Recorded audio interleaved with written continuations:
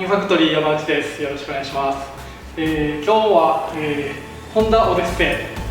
2014年式ホンダオデッセイ RC1 の、オーディオシステムの紹介です。まず、フロントスピーカーの方です。こちらステッグの ST650C という 16.5 センチの 2way のスピーカーが、ドアにアウターバッフルとダッシュに、マウントを製作して取り付けてます。ドアの方を、アウターバッフルを製作してまして、こちら角度を結構スラントさせてつけてます。で、アルミのアコースティックリングを、装飾として使ってまして、その周りが LED で光るようにしてます。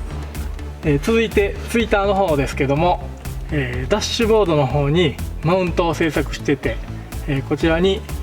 こちらもちょっとアルミのアコースティックリングの小さいめのやつがついてて、LED でまた光るようにしてます。サブウーファーですけども、パイオニアの TS-W10RS という20センチのウーファーが、ついてまして、こちらセンターコンソールごと、ごっそり作り込んで、もともと何もなかったところに作り込んでるんですけど、でこれ全体がもうウーファーボックスになってます。でここに、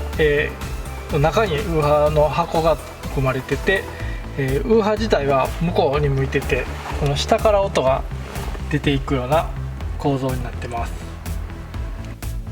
ナビゲーションの方ですね、パイオニアのサイバーナビがついてまして、これ8インチのモデルで AVIC-CL900 っていうナビがついてますね。でこちらの方で、フロントスピーカーのツイッターとミッドと、マルチで鳴らして、椅子の下に、オーディソンのアンプが隠してあるんですけども、こちらの方で、2way を鳴らしていまして、あとこちらの出力の、サブウーファーの出力を、運転席側の、クロニックのアンプを通してこのセンターのサブウーファーを鳴らしてます。はい、以上、RC1 オデッセイオーディオシステムでした。